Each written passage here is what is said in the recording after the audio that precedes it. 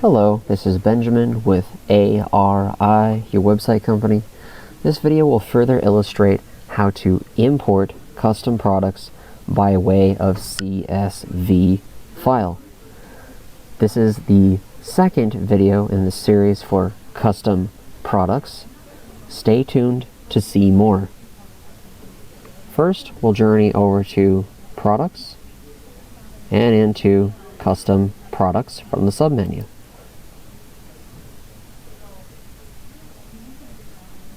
Once Custom Products loads, underneath where you see your new catalog here, you'll click on Import Custom Products. Just like the manual method of entry, we'll first work through our menus. First, we'll select our year, in this case 2018. Industry, select your industry from the list. Most likely when you go to open this menu, there will only be one choice. I'll choose to apply this to the Power Sports section of my site. Company. You have three distinct options. Option number one, if the brand already exists in the list, go ahead and associate it with that brand. Option number two, if the brand does not already exist in the list, click on Add New One and type that brand name in. Number three, if you're going to have multiple brands in one catalog, click on Add a New One and type in the name of your company. Later on down the road, you'll let the brands and the product information speak for themselves underneath your company name. For today, I'm going to click on Add New One. This catalog will only feature one brand.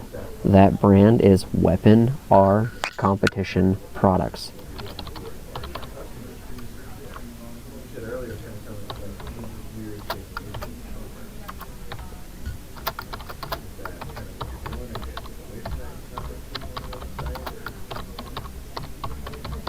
Now that we've got that in there, we'll hit enter on our keyboard. Excellent. Shopping types. This is good for two things when referring to your customers. Number one, for anyone searching for Weapon R Competition Products or anything underneath that brand, having a category selected in shopping types that has to do with those products is excellent. Number two, when looking through your parts and accessories catalog on your site, they will have filters that appear over to the left of what they're searching for. These shopping types will help dictate what appears in those selectable filters. Since I don't see mine in here, what I'm going to do is go down to Add New Type, type in INTAKE, intake, FILTERS, and just for the sake of proper grammar, we'll go ahead and capitalize both of those titles, and we'll hit save. When we do, it adds it to the list and checks it for us. You'll want to put in as many shopping types that apply to the category of products that are going into this catalog as possible. And as you saw me do, if it doesn't already exist in the list, you can add it in down below. Let's go ahead and take a look at the sample CSV that ARI provides, simply by clicking on Sample CSV. Choose to open it. Alright, let's start breaking down what you have to put into this template so that you can apply it to your catalog. Column A, catalog. That will most likely be your manufacturer or brand.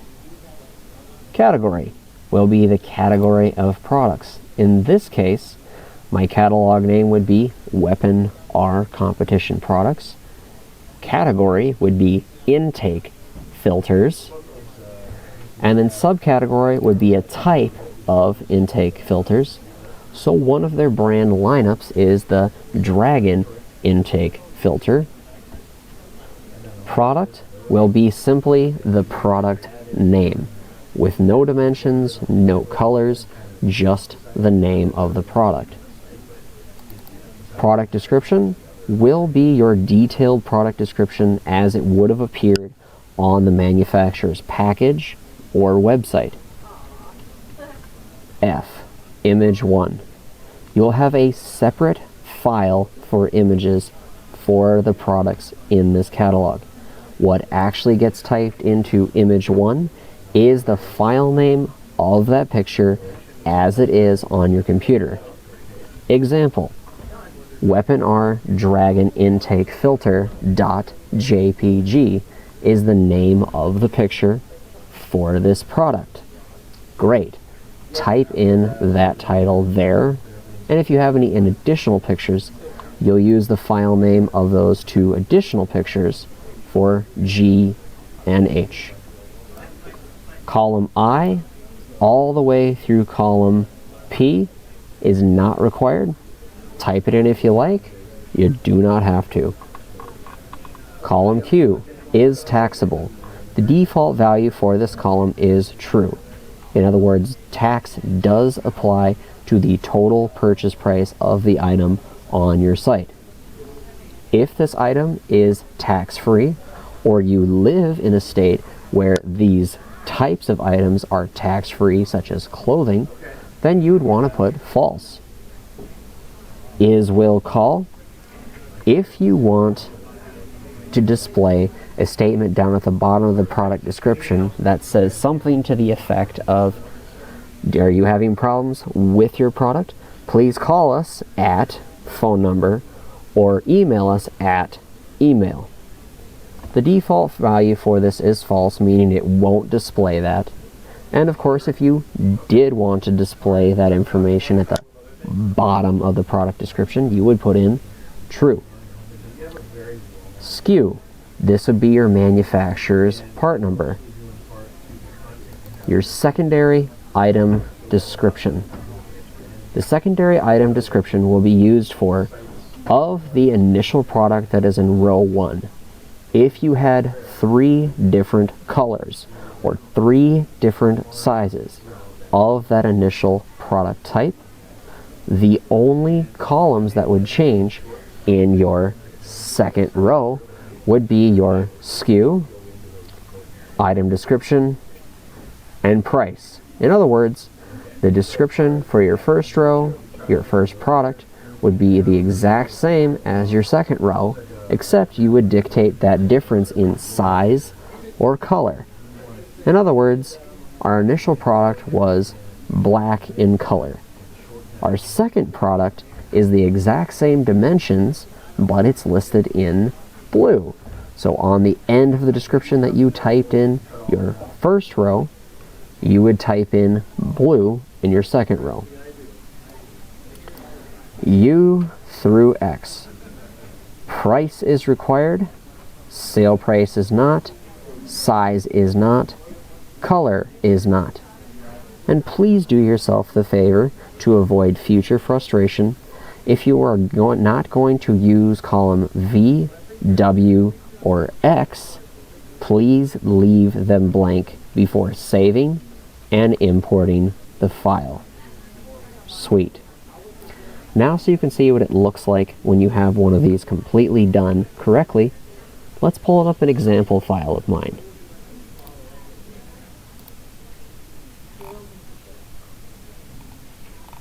Okay, so pretty much everything from competitive. And now we can see what I was talking about.